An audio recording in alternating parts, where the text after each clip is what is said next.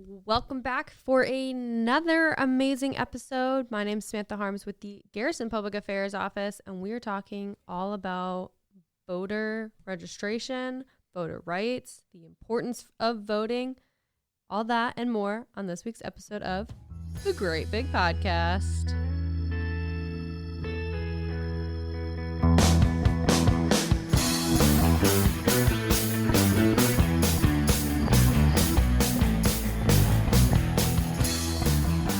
Hey everyone, this is Eric Franklin with the Garrison Public Affairs Office, and I know that everyone's been listening to the news and everyone knows that voting season is right around the corner. And this week, we are talking with Adam West, Captain Adam West, not Batman, not the former Batman. This is our voter registration officer. Is that correct?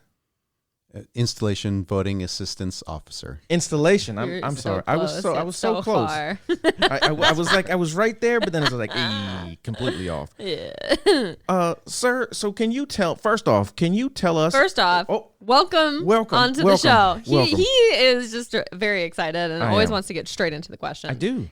You gotta say welcome and thanks for being here. Welcome. Thanks for being here. I know it was a little bit busy schedule to get you on here, but thanks for coming in and talking with us. Well, thanks for having me. So first off, can you tell us a little bit about you and where you came from and what made you join the United States Army and be all you can be? I'm from the state of Idaho originally. Okay. You don't hear that very often, I feel like. Yeah, I get that a lot. People say that. I've never met anyone from Idaho, and they always associate us with potatoes. Yeah, that's fair. So, I grew up in Blackfoot, Idaho, which is the potato capital of the world. Nice. So I guess it's appropriate then to associate you with potatoes. But yeah, I enlisted in the Air Force Reserve when I was in college. Okay. So did that for 3 years as a logistician. And after I finished college, wanted to get a change of pace, wanted to try something different. Okay. So went to Army Officer Candidate School and completed Officer Candidate School and was brought into the Adjutant General's Corps. So Army equivalent of Human Resources. Okay. That's essentially what I've been doing since. Okay. And just how long have you been in the Army? 12 years. 12 years? Okay. What made you decide to do this position that you're in now of helping out with voting? Well, to be perfectly honest with you, Sam, this is a additional duty. Okay. So this was something that was handed to me.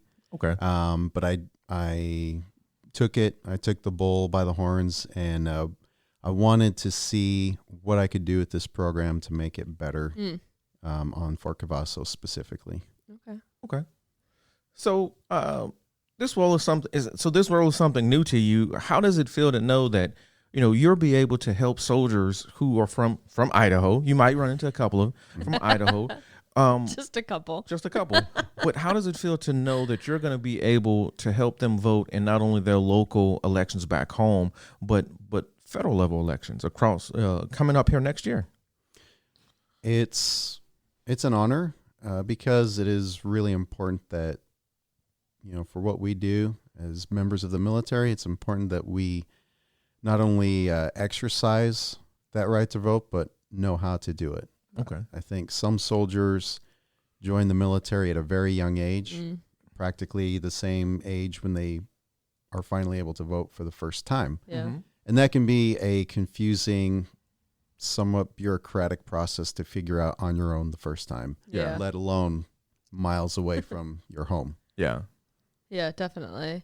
So do you want to talk to us a little bit about the program itself and kind of what you're trying to accomplish now that you are taking the bull by the horns and trying to improve the program? Tell us a little bit about what the program is and what you do. Yep. So the Federal Voting Assistance Program, that's the acronym FVAP. Okay.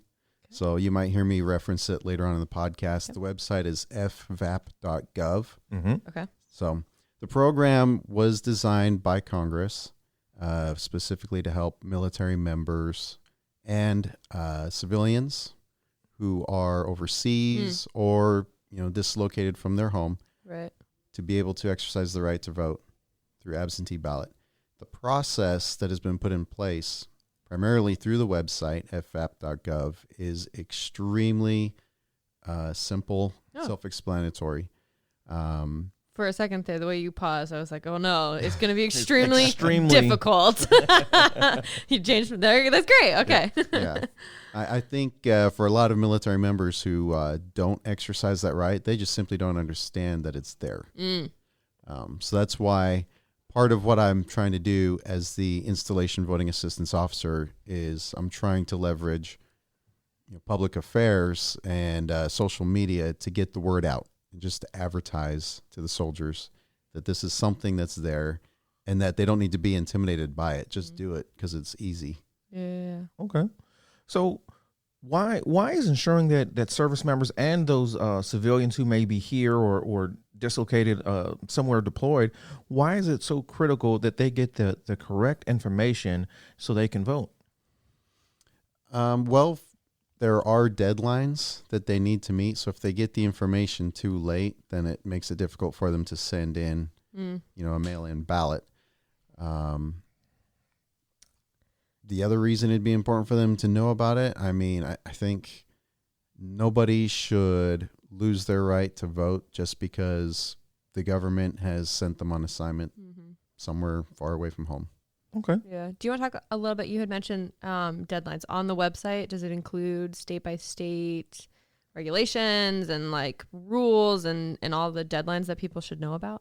Yes. So as a general rule, the first step when you are going to request a mail-in ballot is you go to the website, FVAP.gov, and then the first tab on the top of the screen, there's a tab up there for military members or civilians. Okay. You click on that, and it gives you the directions. Okay. The first thing you do is you're going to print off and fill out a. I'm going to blank now that I've got a microphone in front of me. It's the FPCA. That's the Federal Post. I can't remember. Federal Postcard Application. Oh, that was that's good. That was really good. Yeah. I'm so impressed. You fill that out and you mail it in, and that's to request the ballot. Okay.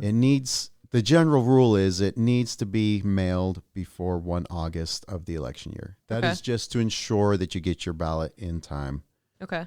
So that it's not too late. Okay. As far as, I'm assuming that this is what you do after you are registered to vote. Does any of this stuff talk about how to register to vote? Can you talk a little bit about that maybe? That's a great question. Now, the great resource that you can find on FVAP.gov is it asks you for some of your information, your home of residence or your home state. And by doing that, it helps you to find one, who are not your local, but who are the officials that are going to be up for election that year. Okay. So like your senators and or your congressmen. Okay. It gives you dates for primaries. Okay. So some of the primary elections happen earlier in the year. That's something to keep in mind. Next year is going to be a big year. Yeah. Some of these states will be holding their primaries in May. Yeah. So you need to look into that. And so it walks you through the process of how to register to vote for your specific home. Okay. And it also gives you the information on the different elections and people who are up for election that year. Okay. That's awesome. So are there any common misconceptions that military personnel have about voting from abroad or on a ship? I know we don't have any people who are on ships here, but from who are voting overseas in Europe or Southwest Asia, are there any misconceptions that you may have heard about? Nothing that I've heard personally. Okay. But just from my own personal experience as a younger service member, I had a little bit of a mental block myself that dissuaded me from wanting to vote because unless you know how the program works, you just think to yourself, that's probably going to be too painful of a process. I don't want to go through the trouble. Yeah. Mm-hmm. And again, that's why I want to advertise that this really is a simple process. Can you give us a rough estimate of how long the process would take somebody? Let me think. I could not give you an accurate estimate, but I mean, it's something that you could I mean, possibly, maybe even, with half an hour, an hour. It's something you could do in one day. Yeah. Certainly. Yeah. Going Absolutely. to the website and filling out your information, and then you print off and fill out the FPCA and mail it in. However long that takes you to do that process. Okay. So I like showing how old I am. So He does. so back in early 2000s when the internet was still like a baby, like they would come around and it was like, hey, you got to fill out these voter registration forms, and it would actually be the postcard that you had to fill out, and our first sergeant would make everyone fill it out. All right, well, give them all back and I'm gonna go put them in the mailbox. But that's how it was. It was just like, it was literally just forms. And it was just like, you had to go do it. Then you had to go find a post office. And especially if you were on a cob that only had a post office or didn't have a post office, the mail had to come in. It became difficult. And I remember a lot of people was just like, I'm not going to fill it out because I don't want to go through all this. Like literally getting the paper, filling it out, then taking it back to the post office or to the mail clerk and sending it off is like, I'm not going to do it. Now I have no excuse. Like I could just do it on my phone probably, and I'm good.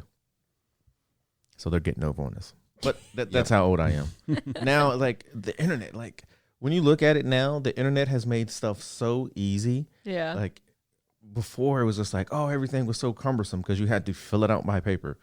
Like, yeah. I bet the hardest part though was not necessarily because you still have to fill out paper, and still mail it in because you're getting a mail-in ballot. Yeah. So that's still relevant. But I would think that the hardest part would have been like, okay, I really have to pay attention to the news. Yeah. I have to pick up some sort of local paper for where I'm voting for so that I actually know who the people are that I'm voting for. Whereas now it's so easy to find all of that online. You can find all of the people who are going to be in your actual like city elections, judges, your state representatives. You've got your federal. I mean, it's so easy now to find all of that online. It's so convenient. All you had was the federal thing, the federal elections, and all you had was Stripes. That was it. That was the only newspaper that we got on a consistent basis with Stripes every day in the DFAT. You're like, oh man. I mean, I guess at least you know who you're voting for the president. Yeah, I mean, that was the good part. Yep. At least. Yeah. At least that. At least you got that. So can you? Well, I know that you've only been. How long have you actually been in the position? I've been in this position for approximately 4 months. Okay. I know that you had mentioned to me prior to recording that you are hoping to get some other people who are interested in helping out. Do you want to talk a little bit about that? Yes. So one of the first initiatives I've had as the installation voting assistance officer is helping all of the different units on Fort Cavazos and really throughout. Well, no, I'm not responsible for the other installations. So not all of 3 Corps, but just Fort Cavazos. I feel like that's more than enough. That's more than enough. Making sure that all of the units on the installation have unit voting assistance officers as well. Okay. They are actually required to have those. Okay. There should be a voting assistance officer appointed for the first 25 soldiers in a unit, and then another unit voting assistance officer for every 50 soldiers after that. So, for the average company or, a battery or squadron, there should be 3 or 4 unit voting assistance officers approximately. You certainly should have a primary and an alternate for each battalion-sized element at the very least. Yeah. And they are there to be those buttons that the soldiers can push when they just are looking for some information about upcoming elections so, what's the website I go to? Just those general questions they may ask. And I will say to those voting assistance officers, when you go to the FVAP.gov website, there's a tab for them that's just full of resources. Oh, Okay. nice. All you got to do is ask them. I asked them to send me a bunch of posters, pass along cards and pamphlets, and within a week they were at my door. Nice. Okay. Free of charge. That's stuff that you can hang up. It kind of helps to do the job for you. You can just kind of hang that stuff up around your unit footprint. Yeah. Put your contact information on there. If soldiers ask you questions, you can give them the little pass-along card, and it walks them through the process. Oh, Okay. nice. It makes it very simple. That's awesome. So I'm looking to recruit some more of these voting assistance officers from different units. Make sure they're getting appointed in writing by their command teams, and I'm just kind of the one that's here at the installation level to coordinate them and answer any questions they may have of me. Okay. If somebody listens to this podcast and is like, yes, that's me, I'm passionate about voting, how would they what do they need to do? Just talk to their commander? Do they need to get in touch with you? Walk us through that process. I would say yes. Yes to all of the above. Well, they could talk to me, but honestly, I'm probably just going to refer them back to their unit commander, because it is a position that they have to be appointed in writing by their commander. Okay. So I would tell them, talk to your commander, company commander, battalion commander, whatever level you're at. Okay. And say, hey, I'd like to be the voting assistance officer for the unit. Now, there is a rank requirement. Okay. I believe for non-commissioned officers, I think it's probably staff sergeant and above. I can't remember off the top of my head. That's okay. Warrant officers and commission officers, pretty much anybody can be appointed to the position. But yeah, if it's something that you are passionate about, or it's something that you want to, add to your list of duties and responsibilities, by all means, volunteer to do it. Awesome. I love that. So what do you plan on having? I know elections are still a few months away, but do you guys plan on having some type of drive or an event to bring out? I know in the past they've had they'll have voting registration at the PX or at the shopette. Do you have plans for doing events like that? We do not have plans. I should say I do not have plans to do something like that yet this year. Next year, certainly, because that's a really big election year. The last week of June is actually a time that's set aside for, voter registration and awareness of the program. It's the National Service Member and Military Family Voter Awareness Week or something like that. Okay. We missed it this year just because I came into the position really close to the mark. Yeah. And there were some other things that were going on, both at work and also at home. And I wasn't able to coordinate and get together a program with the voting assistance officers currently on Fort Cavazos. I was able to kind of push out some quick information at the last minute, but we didn't set up any booths anywhere. But that is the intent of that week. So next year, certainly that would be a goal in the month of June. I hear a story. Push. I hear a story coming up in June. So do I. So we'll go ahead and put that cap in our feather, that feather in our cap. Put that on your calendar. Well, sir, is there anything else that you would like to tell us about your adventure that you've had in the United States Army, or about voting voting? I did it again. Is there anything else that you would like to tell us about your time in the Army, or what one of your many additional duties, I'm assuming, are? Or is there anything else you want to highlight about voting and the importance of registering to vote and actually voting once you do that? Well, so I guess my my political science major and history interest might be coming out a little bit here, but we've covered most of what we need to cover about the program. Mm-hmm.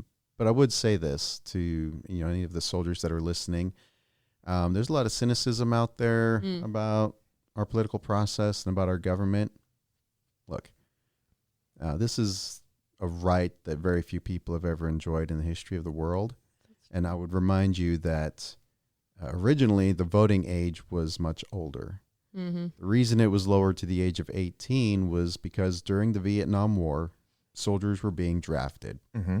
So a lot of people were being drafted, even against their will, to go and fight in a war that maybe they didn't believe in. So they lowered the voting age and said, look, if you're old enough to fight, you're old enough to vote and have a say in what the government is doing and what they're sending you off to fight for. So I just encourage soldiers to keep that in the back of your mind. The reason you specifically have that right to vote and should be voting is because it has an impact on what you are doing and what you will be doing in the future for your job. Yeah, I agree with that. I think the other thing that's important too is that a lot of people didn't have the right to vote, and a lot of people worked really hard to get that right to vote. Great point. And so if you aren't using it, in my opinion, if you aren't using the right to vote, you really have no, like, that's how you have a say in what's happening. Yeah. That at the end of the day, that's the whole purpose of, just like you said, that's the whole purpose of voting, is to give your voice. So if you're not doing that, then, What did they fight for? yeah, exactly. Absolutely. So I'm glad you brought that up. That was a great reminder for people of why voting is so important, and it's important to use the right that we all fought so hard for. Mm-hmm. Yep. Yeah. All right. And then the last thing that I have for you, if someone's out there and they're wanting to get in contact with you, how do they get a hold of you? The best way to get a hold of me would be my military email address. Okay. Which is adam.j.west8.mil@army.mil. I do not have a desk phone currently, so I hesitate to put my cell number out over Nope, the you're fine. podcast. Good. Email is good. So yeah, I would say the best way to get a hold of me would be through that email. Okay. Perfect. Well, we want to say thank you so much for coming on the podcast with us today. I know I learned. I always learn a lot. I know. I have a lot, but a lot of my knowledge is very useless in real world practical exercises. Like the cat joke you told us. Yeah, sir, go you ahead. want to hear a joke? Share a joke, then we'll close it out. Okay, we're going to close it out. What do you call a pile of cats? What? A mountain. Okay. He said, okay. Okay. All right. I got to go. All right. Again, thank you, sir, for coming on and telling us and talking with us. And we hope that you enjoy the rest of your week. Thank you.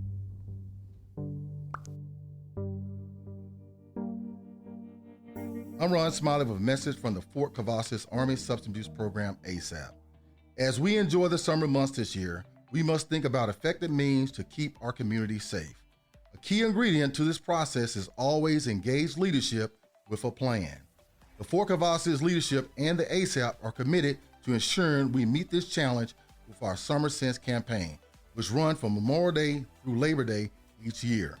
The theme of the campaign each year is Keep It a Safe Summer KISS. The goal of the campaign are to heighten awareness and reduce alcohol-related incidents so often related to the summer months.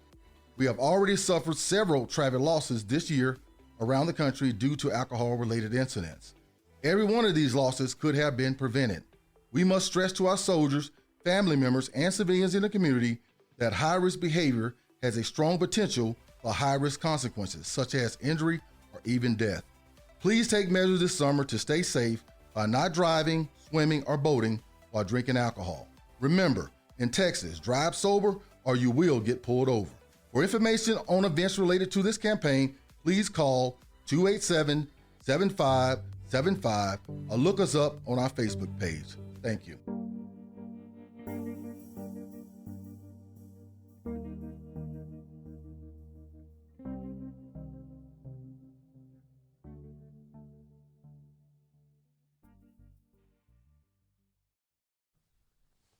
Okay, so in last week's edition of the Fort Cavazos Sentinel, we ran a story about this podcast already. Yes, we did.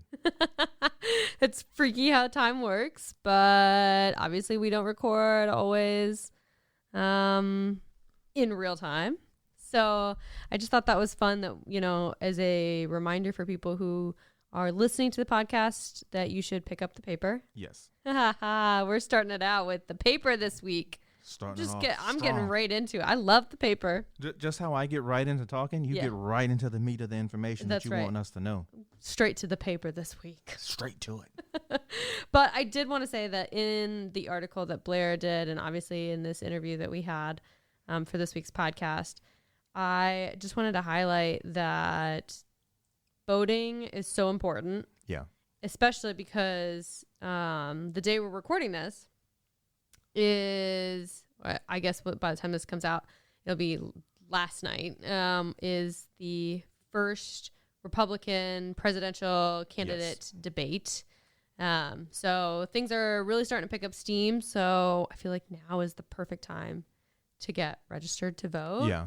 Because it's going to be here so soon, especially if you want to participate in the nominations and stuff. So yeah, I just wanted to, that's what I wanted to say. My only take on what we talked about, for me, it just resonated because I always tell people, get out and vote. Whether you like someone or not, understand the process, understand why it works, understand why it's there, because if you don't, you kind of can't really complain if something doesn't go your way because you didn't take the opportunity to vote and make your voice be heard. Like, yes, your voice is only one, but it counts. So, like, I think it's just important to make sure and pay attention to all of the news and all of the information that's out there that's afforded to you, and make sure you exercise those rights to vote. Just like you exercise every morning, exercise your right to vote. That's right. Absolutely. And exercise your right to read the paper. Yes. That is another good. That is something else that is very important that you must do. Which, speaking of news briefs for this week. Yes. We are still in a mandatory stage 2 water conservation measures, which, as a reminder, it means that you can't do a lot of things, including there's no watering of all types of landscaping between the hours of 10 a.m. and 8 p.m. daily. And as a reminder, make sure you report all on-post water leaks to the Directorate of Public Works by calling 254-287-2113. And be sure to report off-post leaks to your local city water departments. Real quick, while we're talking about that, so I know that sometimes we go around and we drive around and we may see people on the installation who are watering their grass. Is that a problem for us, or is that something that we should say something to somebody about? Yeah, that's a great question. So I would recommend just going up to the person personally. I would recommend being like, hey, just as a reminder, I don't know if you know this, but we are in a stage 2 water conservation. So please, don't water your grass until after 8 p.m. tonight. Yeah. I think that kind of stuff is better spent on a personal, person to person note. But, as a reminder, we always post stuff on Facebook. Yeah. So if you feel that you need to send them something or tag people so that people can see it, we do have a pinned post on the Garrison Facebook page telling people what they can and can't do. Okay. So that's a great reminder. Absolutely. We're moving on now. Moving on. My bad. No. That's a good question. Absolutely. But this ties into telling people things for September 15th. I already know what you're about to say. September 15th from 10 a.m. to 1:30 p.m. The Fort Cavazos Family and Morale, Welfare, and Recreation is hosting Howdy, Y'all. Howdy. Yes. Howdy, y'all. Oh, yeah. So if you want to go, if you want to meet Sam, she'll be there. I will be there. Yes. And I hope to be there. I have some other stuff I have to do in the morning. Yes, you do. But my plan is to end my morning out there. Yeah. I'm pretty excited. So the purpose of the event is to allow all those newly arrived and even those who have been here for a while to meet new neighbors and to interact with local businesses and organizations. It is completely free, open to the public, and is family friendly. It's at the Lone Star Conference Center. Mm-hmm. It is super fun. If anything else, you get to meet some awesome people and usually walk away with some goodies. Yeah, definitely. Lots of pens, lots of pencils. That is actually how we supply our office supplies of pens is from Howdy Y'all. That's how I supply my stress balls. Exactly. Everybody always has a stress ball, and they're all like different styles.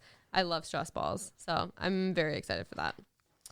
And then last but not least, we just want to remind people, so the Fort Cavazos American Red Cross partners with the Dental Health Command, and they have a dental assistant program on the installation, and they are going to teach people the basic skills necessary to work as a dental assistant. Their next program is January 16th of 2024, which seems like a million years away. We said that about December, and that's only for a month ago. And that was like 6 months ago, and now it's like it's here. Yeah, so it's a million years away. But that being said, if you want to do this program, you have to apply now. So applications are due no later than September 29th. In order to qualify, applicants have to have a valid military ID card, be a U.S. citizen, be 18 years or older, have a high school diploma or GED, and then be in the Fort Cavazos or Killeen area for a minimum of 6 months from the time that the program starts. Okay. So if you're interested and want to know more about the program or want to receive an application, you're going to contact the American Red Cross.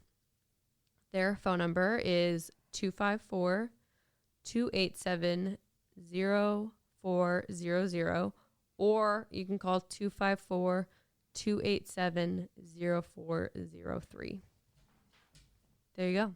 That's it. That's what I got. That's all we need. I know. Pretty exciting. It is. I'm excited for this program. Yeah, I hear a story coming out of that. Yes, so. They. I think this is the second time that they're doing this program, because we ran a photo. I think they had 4 people who did the program last. Okay. They just graduated not that long ago, but yeah, I'm excited to see this next round of people. This is perfect for military spouses. Yeah, who's just getting here. Or just getting here, or maybe towards the tail end, and want to be a dental assistant and take that with them when they go to their next duty station. So that's pretty cool. Or, and at the very least, they can make sure that their kids or their spouse, their teeth are good every day. Oh. Let them check your teeth. So I didn't think about that. That's another perk. Yeah, that's another perk of it. Although I don't think that if that was me, to be honest, I don't know if that would be a perk for me, because then people are always asking you, same thing with like you when you're a doctor and you're like, hey, I'm a doctor. And people are like, oh, I got this like weird lump right here. Could you check that? No, I don't want to check that. That's true. Yeah, I can see that. But some people might like that. I don't know. That's just me. I don't think I would like, now that you said it that way, I was like, nah, I'm good. Although, some people might enjoy it because then they're like, oh yeah, I get to diagnose weird things all the time. That's true too. And wow, yeah. Or they just have really good boundaries and say, you can call my office. Yeah, you can call my office and schedule an appointment. Yeah, and I can charge you. Yeah. I can make some money off of this transaction. To each their own, I guess. All right. Well, again, thank you guys for listening to us, and thank you, Sam, for coming in and giving us our news briefs. We need them. We love them. That's it, guys. So take care and have a good weekend, week, month, year. Okay, bye. Bye.